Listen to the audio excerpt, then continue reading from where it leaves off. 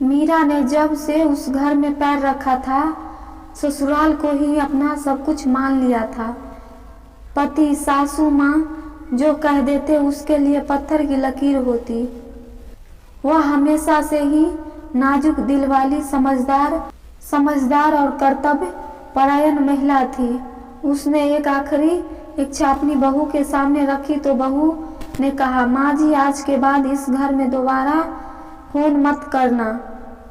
अब जो भी है, जहाँ भी है, जैसा भी है, उसी में संतोष करो और रोज रोज फोन करके परेशान करना भी बंद करो, नहीं तो जो कल रात होते होते रह गया वह दोबारा भी हो सकता है। मीरा जी अपनी बहू के सारे शब्दों को कानों में गरम गरम पिघलते हुए शीशों की तरह गिरते हुए महसूस कर रही थी। मगर अब यहाँ रहना उसके लिए जीते जी मरने के समान था। इंतजार था तो बस बेटे का, जो शाम के 5 बजे तक अक्सर घर आ जाया करता था। एक बार उसे देख लेने की इच्छा बहू को बिल्कुल भी मंजूर नहीं थी। आखिरी इच्छा के लिए बेटे के घर की चौखट पार कर 3 घंटे का सफर अकेले तय करके अब अपने गांव पहुंच गई थी। अपने घर की दहलीज पर लुटी पीटी सी महसूस कर रही थी। उनका दरवाजा खुला देख देवर की बहू गरम गरम चाय और पूरी सब्जी थाली में लगा लाई। उसका प्यार देख उनकी आंखें भर आई। अभी रात का खाना तो हो गया था, मगर अब अगले दिन क्या? इसी सोच में उनकी नींद बहुत कोसों दूर थी। दूर दूर तक कोई उम्मीद नहीं दिखाई दे रही थी। तो खोई गई अपनी अतीत के गलियारों में। आज से 46 साल पहले जब इसी घर के दरवाजे पर क्या शान से सासू माँ ने स्वागत किया था। उनका पूरा मोहल्ला तो उनकी एक झलक को तरस रहा था। होता भी क्यों ना, एक तो इतनी नाजुक सी, ऊपर से जमींदार की बेटी, कैसे ढेर सारे दहेज के साथ ब्याह कर आई थी। देखने के लिए आधा गांव इकट्ठा हो गया था। मुंह दिखाई के समय जितने मुंह उतने बातें होती थी। कैसी ऐसी परी सी लड़की माँ बाप ने दहेज को ब्याह दी। रात में जब कमरे में पहुंची तो पति क्या होता है सुबह तक जान गई थी। दिन बीत गए, उनकी अहमियत उन्हें समझ आने लगी। पति को रात के अलावा उनमें कोई रुचि नहीं थी। कुछ दिन बाद उनके पति की पहली बीवी का बेटा सूरज भी अपने नानी के यहाँ से बुला लिया गया था। सूरज अभी मात्र 2 साल का भी ना था, मगर मीरा जी ने ऐसा लिपटा कि जैसे कितना पुराना नाता हो। मीरा जी भी एक अलग ही अनुभूति महसूस कर रही थी।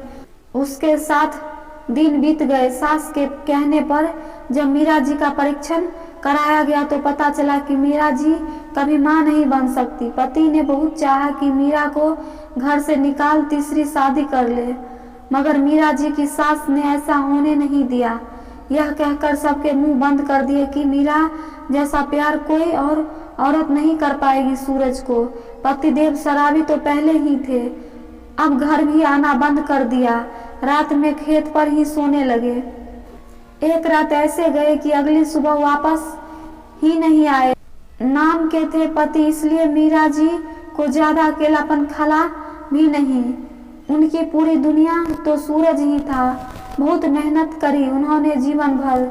वह सूरज को एक काबिल सरकारी अध्यापक बनाकर ही मानी। बहुत दिक्कतों का सामना किया, कभी पैसों की किल्लत तो कभी गांव में शिक्षा का स्तर अच्छा न होने पर अपने से दूर रिश्तेदारों के यहाँ भेजकर पढ़ाना। आखिरकार उनकी मेहनत रंग लाई और उनका बेटा सरकारी अध्यापक बन ही गया। कुछ समय बाद अच्छा घर देखकर अपने बेटे सूरज की शादी भी कर दी। बेटा बहू ट्रांसफर के चक्कर में शहर आ गए। उन्होंने गांव में रहकर ही खेत और घर की जिम्मेदारी निभाई। जब तक सास जिंदा रही तब तक अकेले ही उनकी सेवा करती रही। एक आदर्श इंसान की खूबसूरत मूरत भी मीरा जी थी। जहाँ भी जाती थी सब उनके अपने हो जाते थे, मगर बहू को उनका आना अच्छा नहीं लगता था, क्योंकि बहू की नजर में तो वह सौतेली सास ही थी। सूरज बहुत समझाता, मगर वह तो बस उनसे दूर ही रहना पसंद करती थी।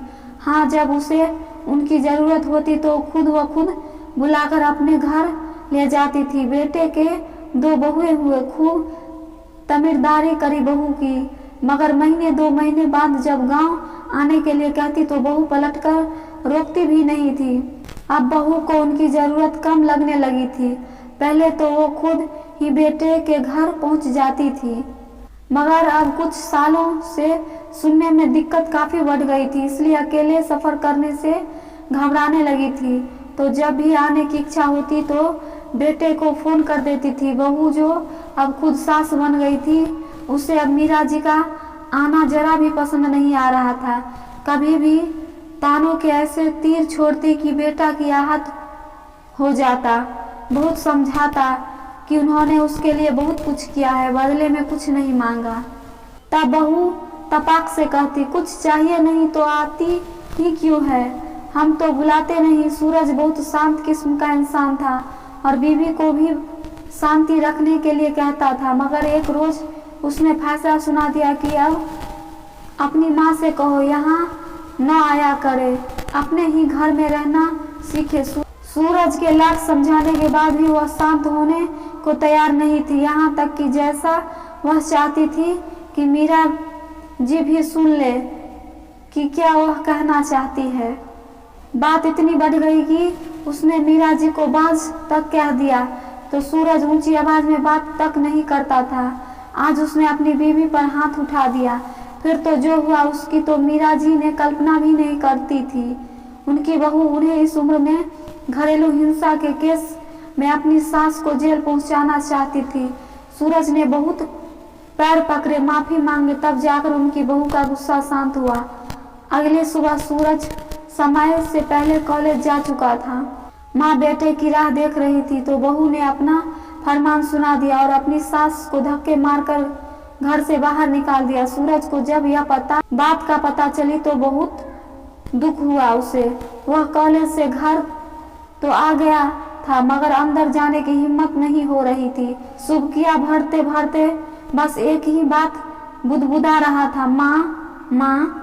अगली सुबह सूरज ने सबसे पहले अपनी पत्नी के खिलाफ FIR किया और अपनी माँ को अपने घर दोबारा लेकर आया तो पत्नी के तेवर चढ़ गए और वो अपने पति के हाथ से अपनी सास का बैग छीनते हुए बाहर फेंकने जा रही थी कि सूरज ने अपनी पत्नी के गाल पर तपाक से 2 थप्पड़ जड़ दिए और उसे घर से बाहर निकाल दिया, जिस तरह से उनकी माँ को निकाला था। एक ही झटके में उसकी सारी अकड़ निकल गई थी। मीरा जी ने बहुत समझाया कि बेटा बहू के साथ ऐसा मत करो, लेकिन बेटे ने उसे माफ करने से साफ इनकार कर दिया। रोते हुए जब वो अपने बेटे के घर पहुंची तो बेटे ने भी उसे अपने पास रखने से इनकार कर दिया, क्योंकि बहू भी इतनी दिनों से अपनी सास के बुरे व्यवहारों से अच्छी तरह वाकिफ हो गई थी। अब तो उसका रहने का कहीं भी ठिकाना नहीं रह गया था। वह दर दर की ठोकरें खाती रही।